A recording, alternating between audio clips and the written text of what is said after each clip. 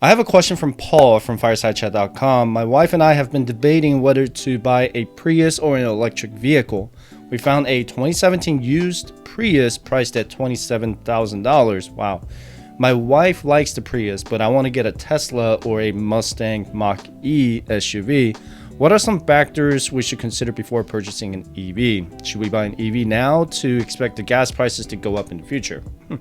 Okay, so this question was submitted over 3 weeks ago. So this is before the gas prices went up to $5 or $6 a gallon this week. Gas prices are almost at $6 a gallon right now. And this is making a big impact on middle class and the lower middle class families. If you have a 10-gallon car, it's costing you $60 instead of $30 or $40 every time you're at the gas station.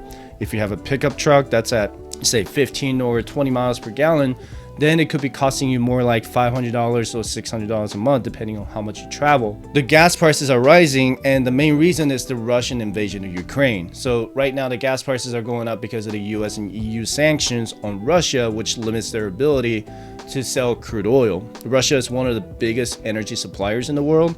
And on Tuesday, March 8th, the US government imposed a total ban on imports of Russian oil and energy products. We'll see if the energy prices will continue to go up with this sanction. Another reason why the gas prices are going up is because of the increase in gas demand since the governments across the states have lifted mandates. That's creating more reasons for people to want to travel.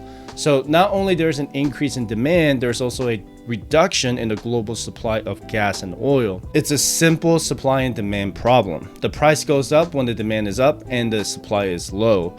The average cost for a gallon of gas in the US is $4.17 as of Tuesday, March 8th. The all-time high was $4.11 set back in July 2008, and that was the same year we had the global recession. So to answer Pete's question from 3 weeks ago, and I apologize for answering you so late, I have a lot of questions that are queued up right now. It is unlikely for the gas prices to remain at all-time high for a long period of time. If it does, then it's a problem for politicians, especially during the midterm election year. History tells us that Americans are not happy when gas prices are high. However, for the rest of 2022, there is a good chance the gas prices will continue to go up. We don't know how long the conflict will last in Ukraine, and we haven't even hit the summer months yet, and there's a good chance that demand will continue to increase. Since the Biden administration and Congress imposed a total ban on Russia from energy imports, there is a good chance to see an increase in oil and gas prices in the short term. If you decide to go with an EV, and let's say it's a Tesla, and full disclosure, before I go further into this video, I've had a Tesla since 2018, so my answer is going to be very biased. You can either get a home charging equipment for $1,500, or you can just go to the supercharging station if you have one of those in your town or city. Keep in mind that you need to get permission from your landlord if you're renting, or talk to your HOA if you're in the HOA community. Because I drive 20,000 miles a year, I decided to get the home charger kit from Tesla. I got the home charger kit and hired a contractor to install it. Most cities will require you to get a permit to have an electrician install charging equipment at your home, so make sure you look up the city laws and talk to a licensed electrician. So first, you need to find a local licensed electrician in your area. Once you get a quote from the licensed electrician, then you're going to order your home charging equipment from the Tesla website. You can do this before your Tesla gets delivered. I waited about a month after I got my Tesla Model 3 delivered to have my home charging equipment installed in my garage. I would encourage you to do this before your delivery date if you drive a lot every day. I've always had my solar panels with Sunrun since 2015. So basically my car is being charged by my solar panels every day, which is still cheaper than getting gas, right? If you don't have solar panels, then you should contact your energy company and find out if they'll give you an energy discount. I know with MV Energy, they have what's called an electric vehicle rate, which gives people the discounted rate. Make sure you charge your EV during off-peak hours so you can save more money on your electric bill. Over the last 4 years, my payments for the Sunrun solar panels were always $60 a month, so that's $720 a year. I still had to pay a what's called a connectivity fee with MV Energy, and that was on average about $840 a year. So a total of $1,560 a year. And let's say I use 10% of electricity on my Tesla, that's like $156 a year. And I'm just kind of estimating here. That's still way cheaper than what I would have paid for gas if I still had the 2014 Honda Civic. Due to the high gas prices, I'm betting that many Americans are looking to switch to EV this year. Back in 2018, I was shopping for a car and I narrowed down my searches to an Audi A6 and a Tesla Model 3. Here are some considerations I had before I made my final decision, and that would be the fuel cost versus electric cost, which I already talked about, the long-term maintenance cost, insurance cost, and the car depreciation. That was after I test drove both vehicles. First, I compared the maintenance cost between the Audi A6 and the Tesla Model 3. An Audi A6 would require engine oil change about every 10,000 miles. Brake fluid, if I remember correctly, it was about every 2 years.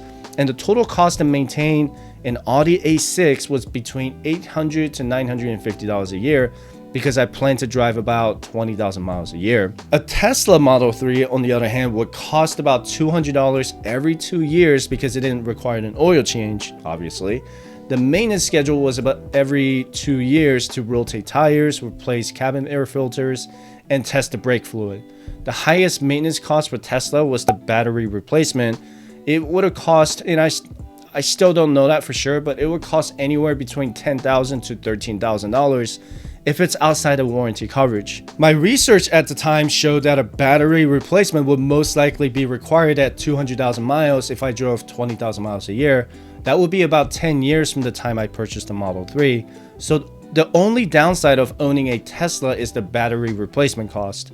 The cost for the routine maintenance, however, was far cheaper than an Audi A6. After owning a Model 3 for almost 4 years, my total cost for routine maintenance was $220.60 from October 2020 and $1,389.11 for swapping out 4 tires when it reached 70,000 miles in October 2021. One of the most expensive maintenance items, this is the routine maintenance, besides the battery, was the performance tires.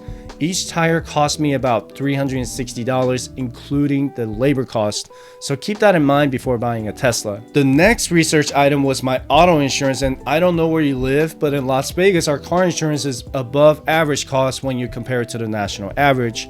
I switched to Progressive because they gave us a pretty good discount for paying in full. It was like 15 or 16% discount. I will make sure to get a quote from all the major car insurance companies before you buy the car.